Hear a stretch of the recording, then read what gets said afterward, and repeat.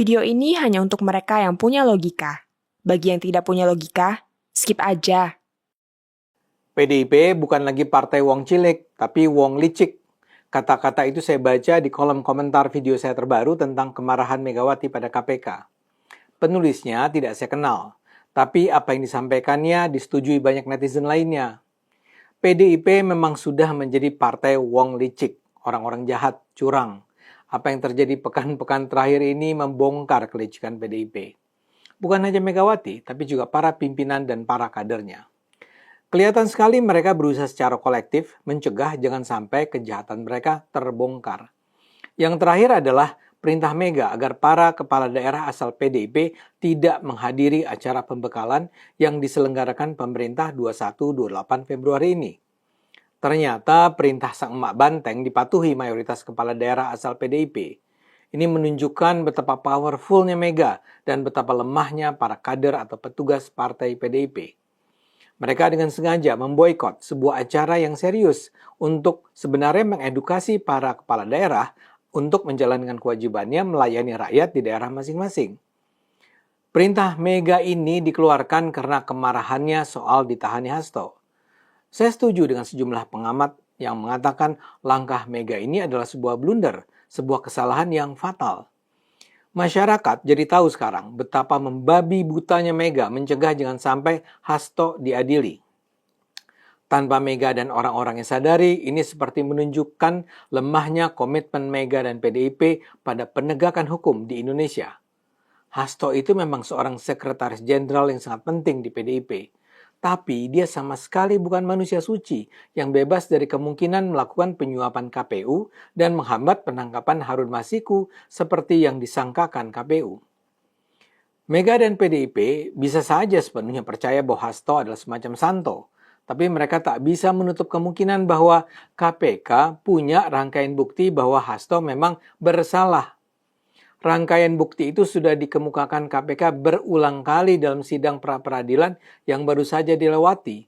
Misalnya ada hasil penyadapan percakapan WA yang menunjukkan Hasto memang turut mengirimkan uang 400 juta rupiah untuk menyuap Wahyu Setiawan, sang anggota KPU.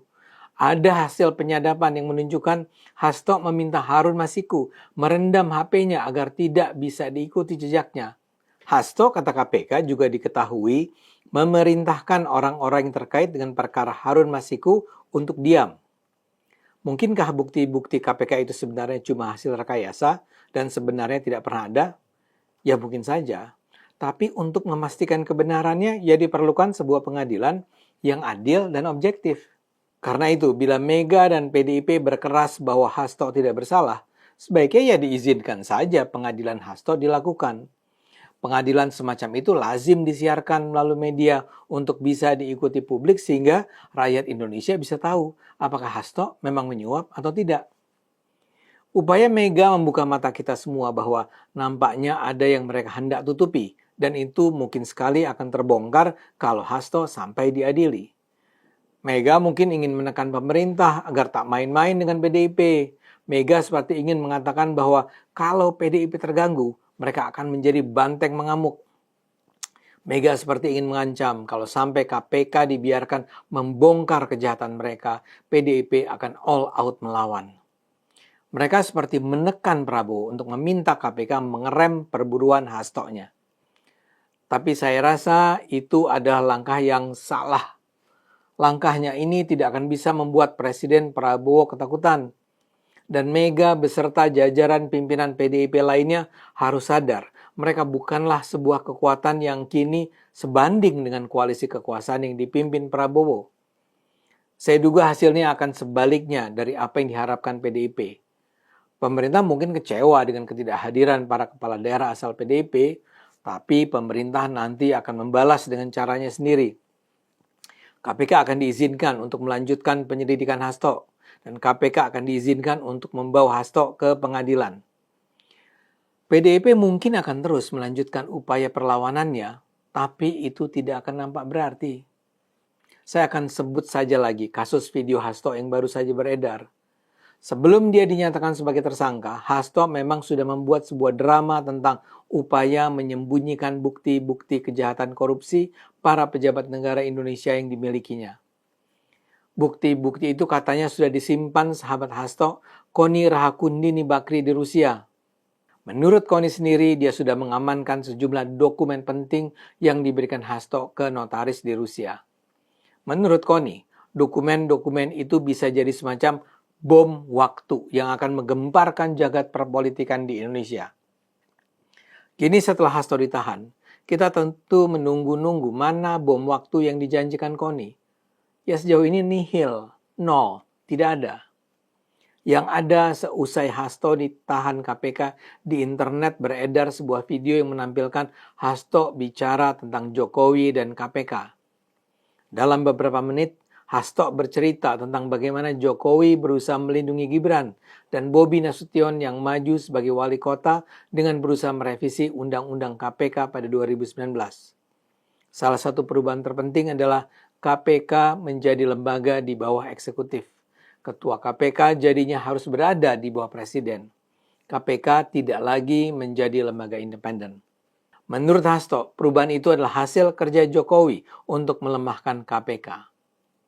Masalahnya, apakah Hasto punya bukti tentang kejahatan Jokowi itu? Tentu saja tidak. Hasto hanya bercerita bahwa pada 2019 itu dia pernah ngobrol dengan Jokowi tentang rencana Gibran maju menjadi wali kota Solo dan Bobi Nasution menjadi wali kota Medan. Menurut Hasto, ketika itu dia menegaskan pada Jokowi bahwa kalau Gibran dan Bobi maju sebagai wali kota, sebagai pejabat negara, mereka rawan sekali memperoleh suap, gratifikasi, dan bentuk korupsi lainnya. Gibran dan Bobi, kata Hasto, akan mudah terkena operasi tangkap tangan KPK. Hasto juga bilang, Jokowi kan sudah menjadi presiden, jadi buat apa anak dan menantunya jadi wali kota? Percakapan itu menurut Hasto ternyata berdampak pada Jokowi. Tak berapa lama kemudian Hasto didatangi seorang menteri kepercayaan Jokowi yang tidak ia sebut namanya. Kata sang menteri, ia sudah mendapat arahan dari Jokowi untuk melakukan revisi Undang-Undang KPK. Bahkan sang menteri juga membeberkan besarnya uang untuk memuluskan revisi itu. Jumlahnya fantastis, sekitar 3 juta dolar Amerika Serikat alias 45 miliar rupiah lebih. Menurut Hasto lagi, karena peran Jokowi itulah lahir revisi Undang-Undang KPK.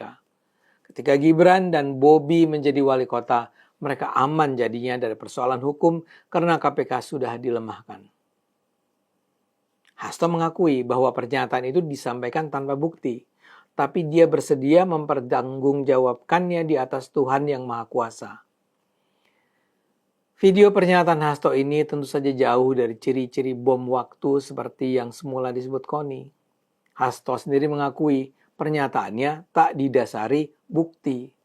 Hasto jadinya seperti meracau saja ketika mengatakan Jokowi melemahkan KPK agar mereka tak bisa memperkarakan Gibran dan Bobi.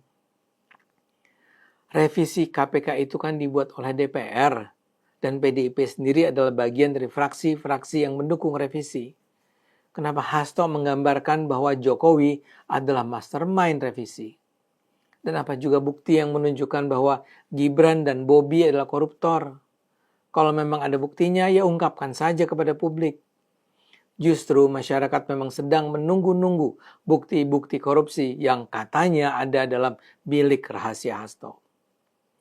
Dan dari mana pula Jokowi bisa menggelontorkan dana 3 juta dolar Amerika Serikat untuk merevisi Undang-Undang KPK?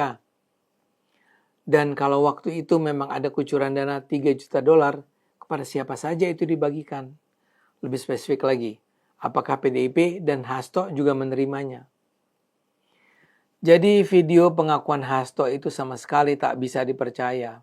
Itu hanya omon-omon Hasto yang hanya layak diperdengarkan di kalangan internal PDIP sendiri. Seperti dikatakan di awal, kini terbukti PDIP terlihat sebagai partai kotor yang berusaha mati-matian melawan KPK dan pemerintah Prabowo agar rahasia kotor mereka tak terbongkar. Ayo gunakan akal sehat, karena hanya kalau kita gunakan akal sehat, Indonesia akan selamat.